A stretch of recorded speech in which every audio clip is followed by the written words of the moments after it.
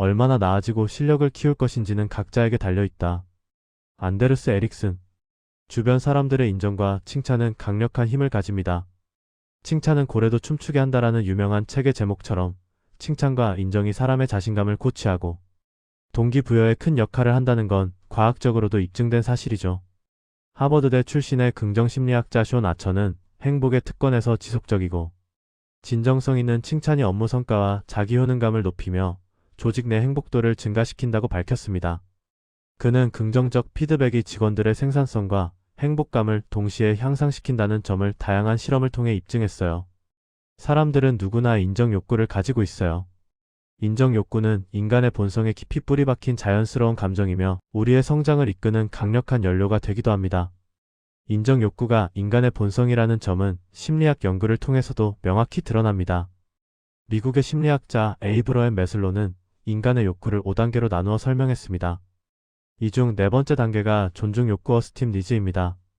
타인의 인정과 존경, 그리고 스스로의 성취와 능력을 통해 자존감을 형성하는 단계로 인정 욕구가 인간의 기본적인 욕구 중 하나임을 보여주죠.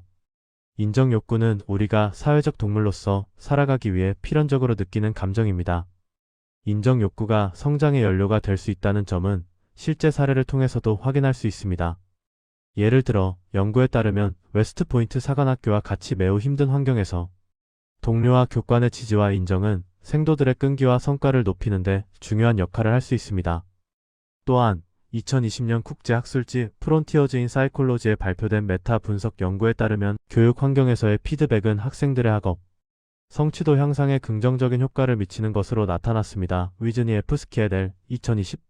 이는 피드백이 학습 동기를 강화하고 더 나은 성과로 이어질 수 있음을 시사해요. 이러한 점들은 인정받고자 하는 욕구가 단순히 허영심이 아니라 더 나은 자신으로 성장하려는 동력으로 작용할 수 있음을 보여줍니다. 인정 욕구는 우리가 더 나은 방향으로 나아가도록 이끄는 나침반이 되기도 합니다.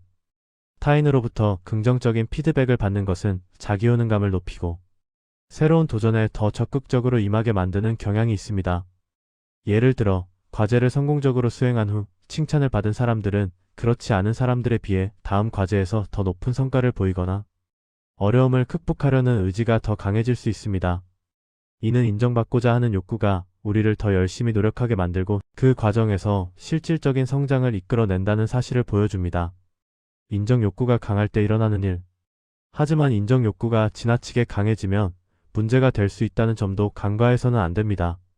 심리학자 마크 리어리는 2005년 성격 및 사회심리학 리뷰에 실린 논문에서 소시오미터 이론을 통해 타인의 인정에 대한 갈망이 과도할 경우 이것이 사회적 불안과 자존감 저하를 유발할 수 있다고 설명했습니다. 인정 욕구가 과도해지면 인정 중독이라는 함정에 빠질 수 있으니 조심해야 해요. 실제로 여러 연구에 따르면 소셜미디어에서 좋아요나 댓글과 같은 외부적 인정에 지나치게 집착하는 경향이 있는 사람들이 그렇지 않은 사람들에 비해 우울감이나 불안감을 더 많이 경험할 수 있다는 결과가 있습니다. 이는 인정 욕구가 중독 수준으로 이어질 경우 우리의 정신 건강을 해칠 수 있음을 보여줍니다. 저도 한때 소셜미디어에서 받은 반응에 지나치게 신경 쓴 적이 있어요. 하루에도 몇 번씩 게시물의 조회수를 확인하며 숫자가 낮으면 기분이 처지곤 했죠. 하지만 결국 깨달았습니다. 타인의 인정은 성장의 연료가 될 수 있지만 그것이 전부가 되어서는 안 된다는 것을요. 그렇다면 인정 욕구를 어떻게 다루어야 할까요? 역시나 중요한 건 균형입니다. 인정 욕구를 완전히 억누를 필요는 없어요. 이것은 우리의 본성이며 성장을 위한 동기도 되니까요. 하지만 지나치게 집착하지 않고 스스로를 인정하는 법도 함께 배워야 합니다. 예컨대 실수를 했을 때 나는 부족한 사람이야 라고 자책하기보다는 이번엔 잘 안 됐지만 다음엔 더 잘할 수 있어 라고 스스로를 다독이는 거죠. 저도 이 방법을 실천하며 많은 변화를 느꼈습니다. 타인의 인정은 큰 힘이 되지만 결국 나를 가장 잘 이해하고 지지할 수 있는 사람은 나 자신임을 잊지 말아야 해요. 자신감을 결정짓는 4가지 요소. 외부의 인정이 자신감의 유일한 원천은 아닙니다. 오히려 자신감의 진짜 힘은 내면에서부터 시작되죠. 자신감의 출처는 크게 4가지로 나눌 수 있습니다. 하나, 요즘 말로 근자간 근거 없는 자신감입니다.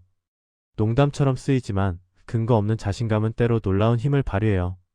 심리학자 윌리엄 제임스는 믿음과 행동의 상호작용을 강조하며 자신감이 있는 척 행동하면 실제로도 자신감이 생길 수 있다고 봤습니다. 이는 일종의 자기 암시 즉 마인드 컨트롤의 형태로 스스로를 믿고 행동하면 원하는 결과를 얻을 확률이 높아진다는 거죠. 이러한 현상은 자기 충족적 예언과 연결됩니다. 내가 나를 믿어줄 때 실제로 능력이 향상되는 경우가 많아요. 둘, 철저한 준비에서 오는 자신감입니다. 테드 큐레이터 크리스 앤더슨은 그의 저서 테드 토크에서 성공적인 강연의 핵심으로 철저한 준비를 최우선으로 꼽았어요. 그는 뛰어난 강연자들은 무대에 오르기 전 수없이 연습하고 준비하며 준비가 완벽할수록 자신감이 자연스럽게 따라온다고 설명했죠. 철저한 준비는 불안을 줄이고 마음을 평온하게 하며 내가 얼마나 준비했느냐가 자신감을 결정짓는 가장 확실한 요소가 됩니다. 셋, 경험과 실력에서 비롯되는 자신감입니다. 플로리다 주립대학교의 심리학자 안데르스 에릭스는 1만 시간의 재발견에서 의도적 연습 이론을 통해 실력과 전문성이 꾸준한 경험과 연습에서 비롯된다고 강조합니다. 그는 음악가, 운동선수, 체스 선수 등 다양한 분야의 전문가들을 연구하며 단순한 반복이 아닌 목표 지향적이고 피드백을 반영한 체계적인 연습이 실력을 향상시키고 이는 자연스럽게 자신감을 강화한다고 설명했죠. 경험과 실력은 외부의 평가와 상관없이 자신을 믿고 행동할 힘이 됩니다. 넷, 외부의 인정과 칭찬으로 비롯되는 자신감입니다. 조직 행동 및 긍정 심리학 연구들에 따르면 긍정적 피드백과 칭찬이 직원의 동기와 자신감을 높이는 데 큰 영향을 미친다고 해요. 칭찬은 마음을 움직이고 감정을 고양하며 더 잘하고 싶은 열망을 심어주죠. 이처럼 자신감은 단순히 타인의 인정에만 의존하지 않습니다.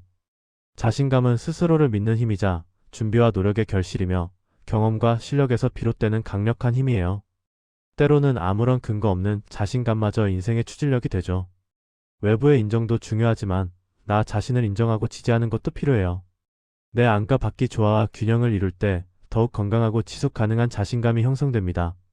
책 40 더 늦기 전에 생각의 틀을 리셋하라. 저자 박근필